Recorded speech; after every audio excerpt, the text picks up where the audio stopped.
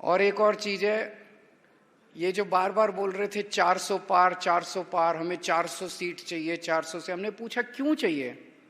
बोले जी मोदी जी कुछ बड़ा काम करना चाहते हैं। हमने कहा क्या बड़ा काम करना चाहते हैं? तो पता चला रिजर्वेशन खत्म करना चाहते हैं, बाबा साहब अम्बेडकर का संविधान खत्म करना चाहते हैं। वो मत होने देना, ये संविधान ही है इस देश का जिसने इस देश को एकजुट कर रखा 75 साल से। इस लोकसभा चुनाव में बीजेपी 400 पार के संकल्प के साथ चुनावी मैदान में उतरी थी, परंतु बीजेपी की हड़बड़ाहट, उल्टी सीधी बयानबाजी, यहाँ तक कि विपक्षी दलों को अपने भाषणों में धमकी देना यह साफ जाहिर करती है कि बीजेपी 400 पार का संकल्प जो लेकर चल रही थी वो कमज़ोर पड़ता नजर आ रहा है। दोस्तों नमस्कार, मैं हूं डीके हरवार और आप देख रहे हैं न्यूज स्टार एमपी चैनल।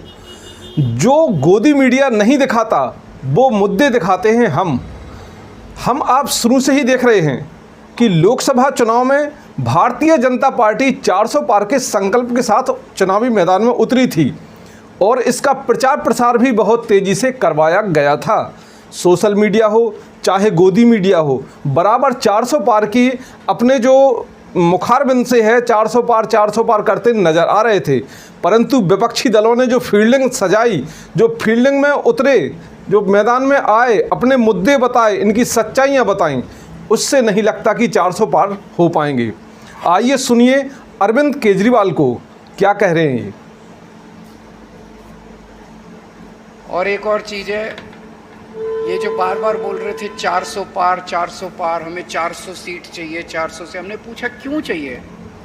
बोले जी मोदी जी कुछ बड़ा काम करना चाहते हैं। हमने कहा क्या बड़ा काम करना चाहते हैं? बिल्कुल। तो पता चला रिजर्वेशन खत्म करना चाहते हैं, बाबा साहब अम्बेडकर का संविधान खत्म करना चाहते हैं। वो मत होने देना, ये संविधान ही है इस देश का जिसने इस देश को एकजुट सही बात है 75 साल से इस संविधान ने हमारे देश को बचा रखा है। बिल्कुल, किसी हालत में वो मत होने देना। और लोग बहुत नाराज़ हैं। मैं जेल से छूटने के बाद मैं पूरे देश में गया हूँ, लखनऊ गया, मैं जमशेदपुर गया, मैं कुरुक्षेत्र गया, हरियाणा गया, महाराष्ट्र गया, बॉम्बे गया, भिवंडी गया, कई जगह होके आ रहा हूँ। लोगों में बहुत गुस्सा है, इतनी महंगाई हो गई, इतनी बेरोजगारी हो गई, लोगों के घर का खर्चा नहीं चल रहा, घर में बच्चे बेरोजगार बैठे हैं, उनके लिए नौकरी नहीं है। और जब वो टीवी की तरफ देखते हैं प्रधानमंत्री जी को बात करते हुए, तो प्रधानमंत्री जी महंगाई की एक भी बात नहीं करते, बेरोजगारी की एक भी बात नहीं करते। प्रधानमंत्री जी क्या कहते हैं? ये इंडिया गठबंधन को वोट दे दिया तो ये तुम्हारी भैंस छीन के ले जाएंगे।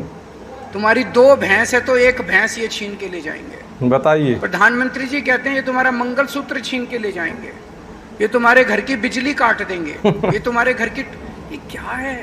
सही बात। हमारी तो कोई चिंता ही नहीं है उनको, हमारी समस्याओं की बात करो ना।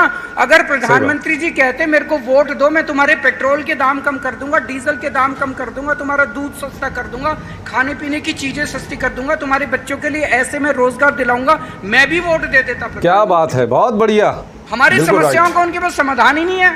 सही बात। उन्हें हमारा ऐसे लगता है वो किसी और ही दुनिया में जी रहे हैं कि अब वो भगवान बन गए हैं और अजीब अजीब बातें करने लग गए हैं। मैंने उनका देखा 3 दिन पहले भाषण, अगर इंडिया गठबंधन को वोट दिया तो तुम्हारे घर की टूटी छीन के भाग जाएंगे। अरे क्यों टूटी छीन के भाग जाएंगे? सही बात है। तुम्हारे घर का मंगलसूत्र छीन लेंगे, क्यों छीन लेंगे मंगलसूत्र? और क्या, बिल्कुल।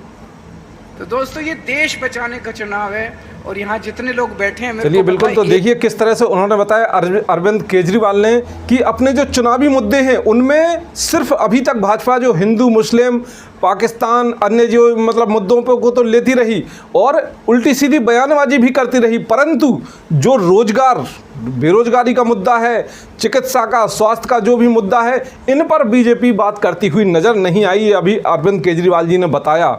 तो इस वीडियो में सिर्फ इतना ही।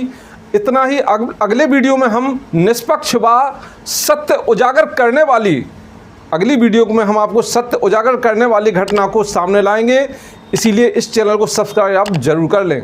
जय हिंद, जय संविधान। देखते रहिए न्यूज स्टार एमपी चैनल, सच के साथ।